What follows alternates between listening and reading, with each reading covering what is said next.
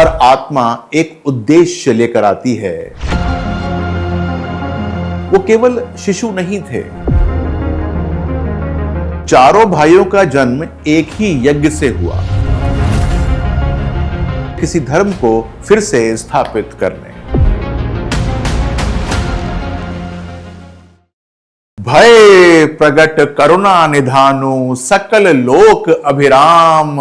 रामचंद्र जब जन्मे, भय सब संकट काम। आपने हमारे पहले 2 एपिसोड में देखा कैसे धरती का संतुलन बिगड़ गया और कैसे ऋषियों के यज्ञ ने देवता को आमंत्रित किया। लेकिन अब तीसरे अध्याय में हम कुछ और जानेंगे। हम जानेंगे राम, लक्ष्मण, भरत और शत्रुघ्न का जन्म एक कार्मिक और ज्योतिषीय प्लान का एक हिस्सा कैसे बना। कोई जन्म संयोग नहीं होता, हर आत्मा एक उद्देश्य लेकर आती है, किसी ऋण को चुकाने, किसी युग को बदलने या किसी धर्म को फिर से स्थापित करने। त्रेता युग का कोड एक्टिवेट हो चुका था, यज्ञ सफल हुआ, पायस बटा, पर असली कहानी अब शुरू होती है, क्योंकि जो जन्म ले रहे थे वो केवल शिशु नहीं थे, बल्कि धरती पर भेजे गए 4 प्रोग्राम्ड अवतार थे।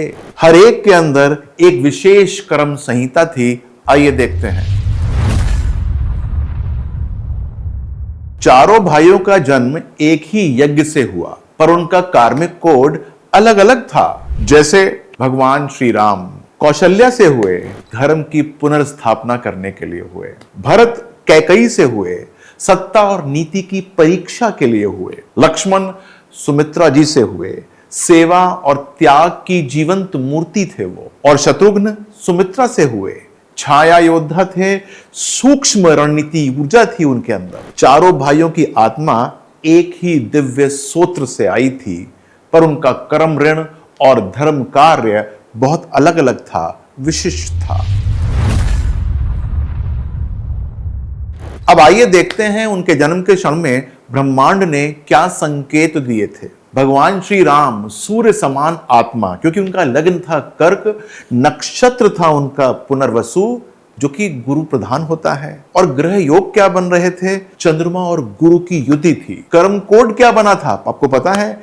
नीति, करुणा, संतुलन और मर्यादा का। राम का चंद्र प्रधान होना उन्हें भावनाओं में स्थिरता और करुणा का अवतार बनाता था। और भरत राजनीतिक धर्म का त्रिशूल, उनका लग्न जानते हैं? तुला था। ग्रह योग क्या थे?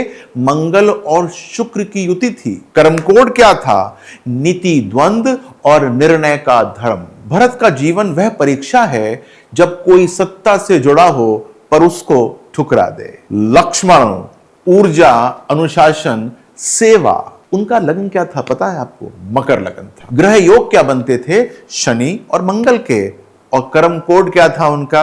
कठोरता, आज्ञा पालन और मर्यादा की रक्षा। लक्ष्मण वो फायरवॉल हैं जो राम के मार्ग को हमेशा सुरक्षित रखते हैं। और शत्रुघ्न छाया में काम करने वाले योद्धा, उनका लगन था मिथुन। ग्रह योग क्या बनते थे?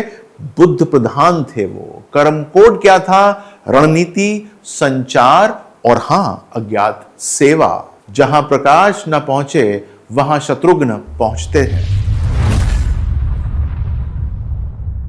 चारों भाइयों की रचना एक डिवाइन टीम की तरह थी। जैसे ब्रह्मांड ने खुद अपनी 4 दिशाओं में शक्ति बांट दी हो। आप सोच रहे होंगे कैसे? तो देखिए, राम केंद्र थे, भरत नीति का उत्तर, लक्ष्मण रक्षा कवच थे और शत्रुघ्न अदृश्य रणनीति। यही कारण है ये केवल भाई नहीं थे, बल्कि एक संगठित अवतारित मिशन थे। तो मैं आपसे प्रश्न करता हूं, क्या आपका जन्म भी किसी अनरिजॉल्व्ड कार्मिक इक्वेशन का उत्तर है? क्या आपने किसी पूर्व जन्म का कार्य अधूरा छोड़ा हुआ है जिसे इस जन्म में पूर्ण करना है? क्या आपके जन्म के ग्रह और नक्षत्र आपके जीवन की भूमिका को पहले ही डिफाइन कर चुके हैं, जो शायद आपको पता नहीं? आजकल के युवा कभी तकनीक बदलने आते हैं, कभी परिवारों को कार्मिक हीलिंग देने आते हैं। आपका भी जन्म एक उद्देश्य ही तो है, भले ही वो राम की तरह स्पष्ट ना हो, पर वो आपकी कुंडली के अंदर लिखा हुआ है। क्या आपने उसे डिकोड कर लिया है? क्या आपने अपने राम तत्व को पहचाना है? हर जन्म एक नियुक्ति है जो आत्मा को कर्मा के सॉफ्टवेयर में इंस्टॉल करता है। समझो कि तुम किस कार्य के लिए बुलाए गए हो। आपकी कुंडली इसको स्पष्ट कर देती है। तो एक अवतार आया है पृथ्वी पर, लेकिन क्या वो तैयार है? विश्वामित्र लाएंगे वो परीक्षा जो राम को उनके धर्म पथ की पहली सीढ़ी चढ़ा देगी। एक राक्षस, एक रक्षक और धर्म का पहला असाइनमेंट। देखेंगे इसको अगले एपिसोड में। नमस्कार।